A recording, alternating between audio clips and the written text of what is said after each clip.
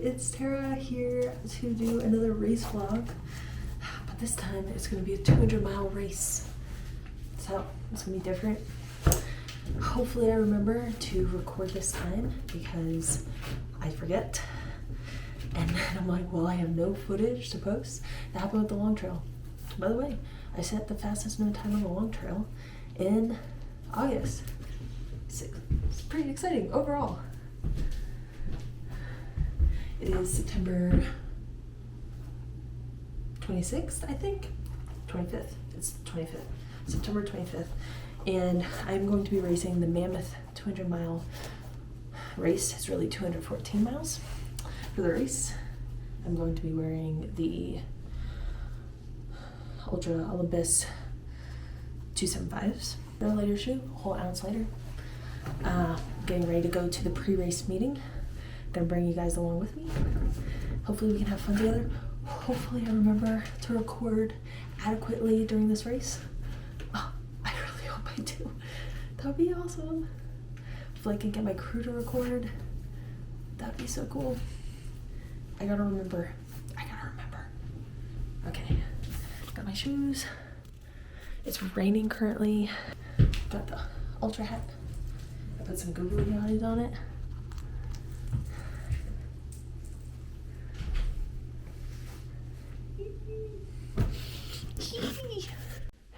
Got my glitter on. Ready to go. Let's go. This is Patsy Jr. Well, this is like the dude from Happy Patsy Jr., our mascot. Night Before Christmas. Or Nightmare Before It Christmas. is. We are headed to the Mammoth Village for the meeting. It's raining, so I won't record out here, but the village is over there. Trailer's up. Oh, so Hit cool. you with the collab. Already, you will have a collab with Dillisms. Oh, so good. He's already on it, so. He was like stunned. He was like, oh, hell yeah. Dude, I laughed so much at that. Dude, it's so good. So the YouTube video's nice. up and the trailer's up. It's raining. It's raining, and we're at the race briefing. Can't hear a thing. It's fine. There's no information to you.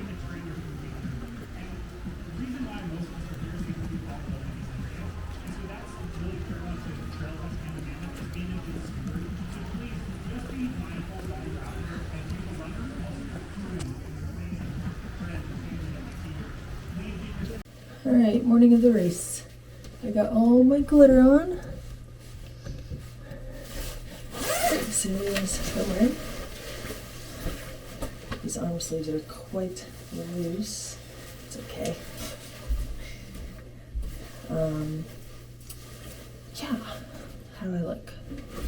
Pack is like 9 pounds with water and food. But I'm a backpacker. I know how to do this. I hope I remember to record. That would really stink if I didn't record. We shall see. But I'm gonna get this little like gimbal. I'll show you what I have in my hands. This gimbal to my crew, and hopefully at least they can get some footage. Let's go meet the crew. Here's my pack. Shoes. Phone. Rascal.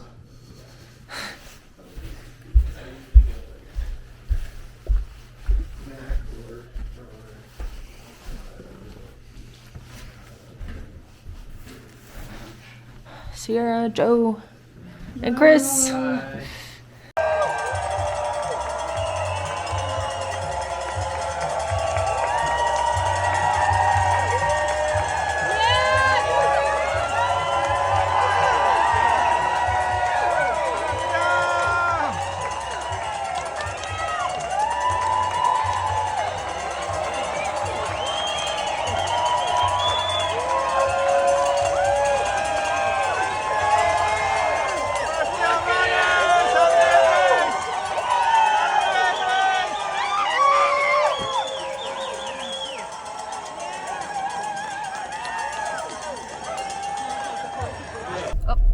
God. There we go. Got it. Technology. We just dropped Tara Dower off at the start of Mammoth 200, but don't be fooled. The distance is actually 214 miles. And she's very psyched. There was a lot of smiles, a lot of giggling. They were playing Girls Just Want to Have Fun, which was awesome because our girl just likes to suffer, and she's going to suffer super well today and tonight and tomorrow and the next night. Yeah, how we feeling, crew? Woo! Woo! Now she's got what, 32 miles to go on her own before Just a 50K. we see her again. Just a cute little 50K. So, Just a 50K up the yeah, mountain. we're gonna make sure we're there early though, because per usual, she's probably gonna go out a little hard. That's how she does it. So, yay. Go team. Do it, lady! I'm only using one pole because it's not working. Got a little behind the lead pack, but it's like 212 miles left. Lots of time. A bunch of us took a wrong turn. A bunch of the front runners, we got off course. But I'm an FKTer. I do every single inch of a route, or I try to the best of my ability. So I went back, but none of the other ones went back. I don't know. I'm not gonna like say anything, but it's definitely a little frustrating. Whatever. This race isn't super, it's not marked super well, but I have it on my watch. Also, I have like 210 miles left. Early lows for me are good, so it's fine. Like 5 miles in, 4 miles to the top.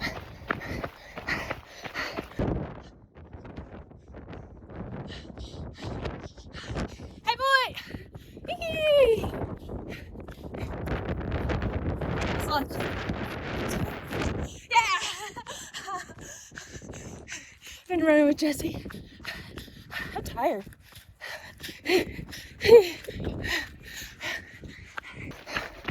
Got to the 18-mile aid station. I think I need a coffee. This is really hard. It's like 18 miles in. I'm struggling. Just gotta keep it together as much as I can. It's just like, oh dude, it's rough. It's rough. This pack is heavy. These shoes are heavy. My body's heavy. I just gotta keep going. Just gotta keep moving.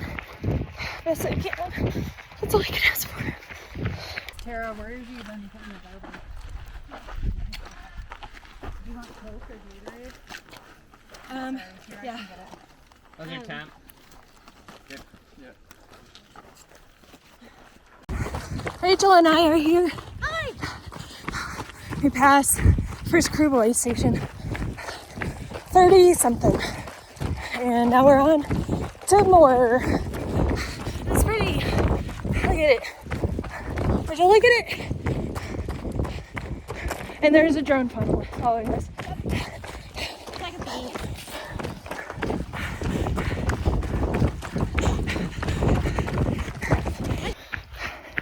Me and Rachel are trying to find our way.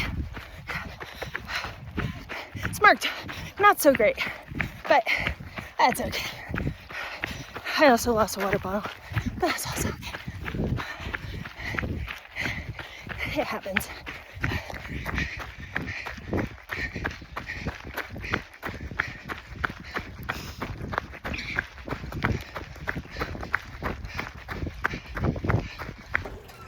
Me and Rachel are out of water, or I am. Need some. Rascal here. We are at Convict Lake cruise stop. So this will be like 39-ish miles into Mammoth 200. People are just getting here. Aid station's up. It is gorgeous. Yee! so exciting. Our girl's doing pretty well. She's a little frustrated with the course markings because they're not that great, and the flags are a little bit off from the GPX that the runners all have downloaded on their watches. So a lot of people have been getting off course. Apparently some people have been accidentally cutting, so it's like a whole thing, but she's been true to the course the whole time. If she gets off, she's been coming back to where she got off and then continuing on. Classic Tara Dower, will not miss a step, will not give anybody any room to say like, oh, you took an easy way out, or oh, you cheated. Classic purist through hiker, still in her since day one, which is wild. We love her to death for that. Yeah, other than that, she's doing pretty damn well physically and mentally. She came to the first cruise stop bleeding, obviously, but that's par for the course for her, so everything's fine. We have an awesome crew down here: Sierra, Joe, Chris, myself, Rod.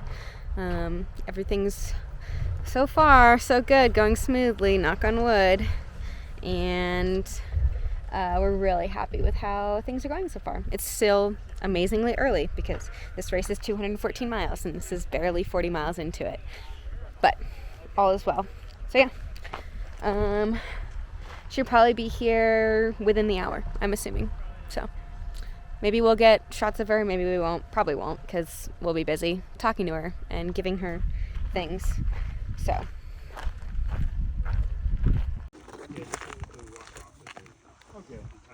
Yeah, they sure do. So it comes out from the road here, around the lake, back out. The same. Man, leaving.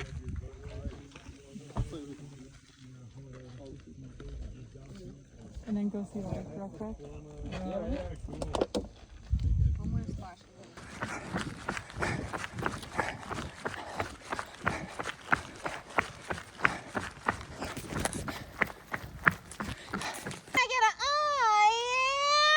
Yeah! hell yeah! Good vibes, good vibes! We're gonna girl boss our way into catching Jimmy. That's right. Good. Way into catching Jimmy. That's right. Yeah! Woo! Hey, do it, lady! Me and Joe, we're racing. Rachel's up there. I don't understand how she can move this fast. But such a long race. Oh yeah. We're cruising. Yeah. I think I've been in my head for the entire race, which is exhausting. So exhausting.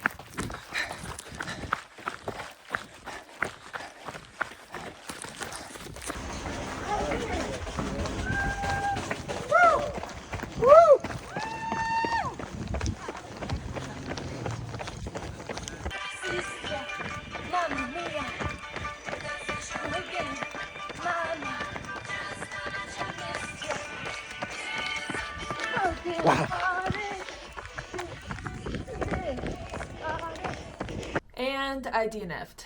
So around mile 87, it was, what was it, probably like midnight or 1 a.m. I decided that I was going to DNF. And I'm going to tell you why.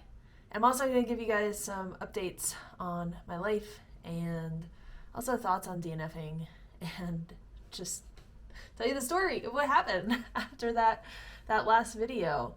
As you can see, it was a beautiful sunset. I was running with Joe, one of my pacers and friends. It was a good section. I had turned on some music, and you know, this tiredness, this heaviness in my body and legs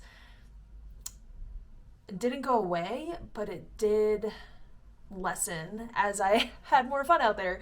I was singing and having a lot of fun, as you can tell, but I felt that heaviness in my legs throughout the race. And I thought when I took that video at like whatever, I think that was mile 18, I was like, oh, this will get better. It'll be fine. You'll be okay. Like, early lows are fine, but it just never got better. My body felt heavy. My legs were tired.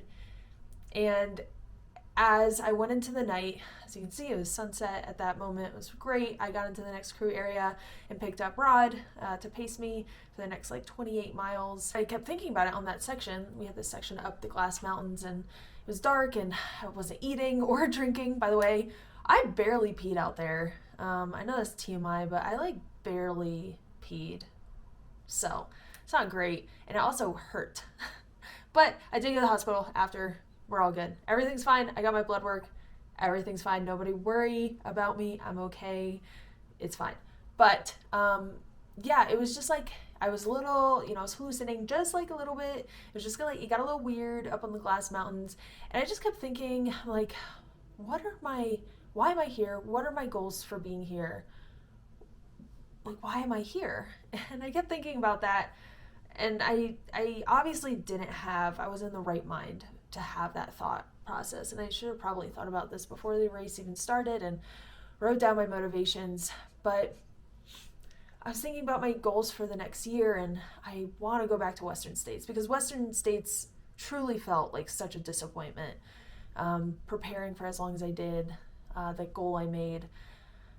So I know my goal for next year is Western States, to go back and compete at the level I feel that is true to my athletic ability. And I was thinking about it, honestly, wasn't thinking too clearly about it. And until I got to the aid station, I was going to keep going past mile 87, but I got to the aid station, I was like, with Rod, and I was just like, I don't think I can do this. I don't know if I can push through. I can push through anything. I can do this. I don't know if I want to do this at this point. And that's because I have Javelina 100 in a month. I felt as though, I could push through, but I would be surely missing out on Javelina and performing at my full ability if I kept going past mile 87. And I thought, like, what's more important? I'm here at this race. Should I just continue and this will be the race that I do? Or should I save myself, stop here and do Javelina? So that was going through my head. And honestly, should have probably thought about that before. I should have probably not even started this race because I hate making excuses, but honestly, truly, my body was not recovered from the long trail. The long trail, by the way, for those that don't know, I'm hoping my friend Emily can make a video for me so I can post on my YouTube channel. But I did the long trail, which is 272 miles. And that's the map right there. It goes from the border Canada and Vermont down to the Vermont-Massachusetts border. It's 272 miles, a lot of elevation gain, very technical, very engaging, very fun. I completed that in mid-August. And I thought my body was recovered from it. I felt good in training and I felt great. But getting to Mammoth, instantly my body did not feel like it was recovered. Which I should have thought about that before. Within 2 months doing 200 plus mile races, and then a month after that doing a 100-mile race, probably should have realized that's not going to work out the way I think it's going to work out. And so at that aid station, I kept going back and forth. I was fighting with my brain, was not thinking clearly. Rod was trying to get me to drink broths and teas, and the aid station volunteers were trying to get me to keep going. I was at one point I threw up all these noodles and just try to encourage myself, you can do this, you can do both. But ultimately I was like, I don't know if it's worth pushing through just to prove that I can do it. I want to focus on races that excite me, that are aligned with my goals. Not that Mammoth isn't. I can see myself doing another 200-mile race, but with properly recovered, properly, set up for the race, and with nothing in the near future too. I can see myself doing that, but it just wasn't in the cards for this time. I decided to DNF. Rascal came to get me. Rascal and Anna came to get me. And I was really, really bummed afterwards. Super bummed.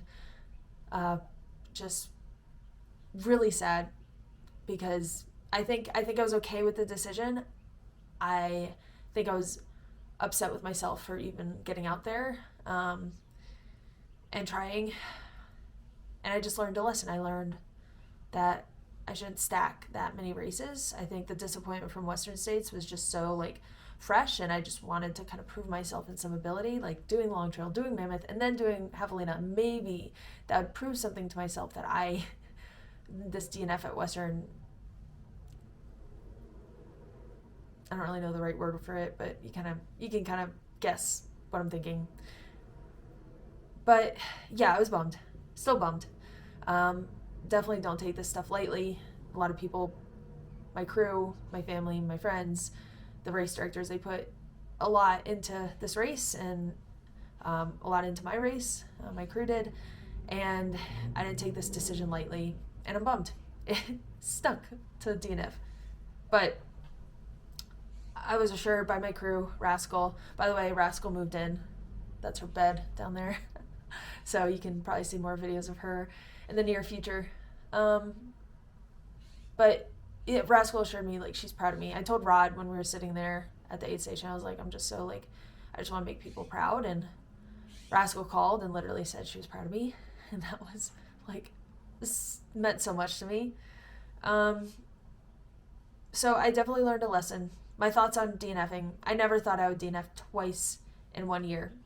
I had like this aversion to DNFing. Like, you got to push through. You got to be strong and push through it. And it's like, it's not always that easy. I literally have a podcast about DNFing. If you guys, I know I haven't posted a lot here on YouTube. I hope to soon. I hope to get more into a routine. It's just like, sometimes it feels a little more daunting with training when I'm really in a training cycle. But I have a podcast called DNF Diaries. You can find it on all your podcast apps and stuff. I do it with my friend Arlie, and we talk about DNFs. And something a lot of people have been telling me, it's like, I feel like a lot of sadness and frustration with this DNF, and like why I even started the race. Like, I feel frustration with myself. But people have been telling me, like, you wouldn't, if it was like Rascal, or if it was like another really close friend or a family member, or even just anyone, you wouldn't be like upset with them. You wouldn't feel this like frustration with them. You would encourage them, like, yeah, it's fine. And that's, that's the grace I should give myself. DNFing's okay, and I've learned a lesson. As long as I'm, being better for the future, I think that's all we can really ask for. Definitely learn a lesson. Don't stack your races too much. Focus on recovery. Even if you feel like you're recovered, maybe you're not. And maybe you should just try and see. I mean, I tried and saw that, 2 months out, I was not fully recovered. If it was a 100-miler, I could definitely push through. I it. I was only 13 miles from that 100-mile. But I think for 200s, it's just not fully recovered. And that's okay. I learned my lesson. Yeah, as far as any other life updates, I know I haven't been on YouTube in a minute. Rascal lives with me now. We're both in Durango. We're having a good time. I have Javelina 100 in less than a month, maybe like 3 weeks and a couple days. Am I recovered for that? Don't know, but this is a big race for me, and I will give it all I can give it. I'm focusing on recovery right now in the ways of nutrition, so I'm trying to eat a lot of carbs and protein. I'm trying to stay off social media as much as possible. Social media can kind of be a waste of time for me, and I've noticed like I would get on social media, like Instagram specifically, pretty much just Instagram, and just scroll and like not reply to my friends through text messages. And I realized during this race, it was like, those people are the ones that really, really matter, the ones who are texting me and checking up on me. So I deleted it for right now. For this like next month or like 3 weeks and a couple days, I'm gonna just try to focus on recovery, try to focus on my friends and family, and also training for Javelina. If anything, my goal is to get a golden ticket, but if anything, I hope to just finish, because this was my first DNF in 2023. So I hope that I can just finish this race. Yeah, so that's kind of like life updates. Also, if you're ever doing a 200-mile race, try to get your pack weight down as much as possible. I started with 9 pounds. if you saw my pack, like, I mean, you saw my pack during the race. It was very heavy. So that's another thought. Get your pack weight down and make sure you're recovered. Oh, and also if you get a chance, go look at the live stream. I was going to put some clips in from the live stream. They took a lot of footage for that first like 80 some miles. But I decided not to. This isn't going to be like a super long video. Kind of like Lake Sonoma was. That was really fun to make, to like take clips from the live stream. But I did moon the camera, the drone at one point, because they were like videoing me using the bathroom. They weren't videoing me. They like definitely like panned off for sure. But and then like I was like, oh, all right, well they probably see my butt already. I guess I might as well just show it. And I was running and I pulled my pants down. You see my butt. If you want to see my butt, it's on YouTube. But yeah, that's it. It's really nice to be posting another video, and I hope to see you guys in the next one. That's all for right now. I'll talk to you guys later. I'll hopefully have a video for Javelina. Bye!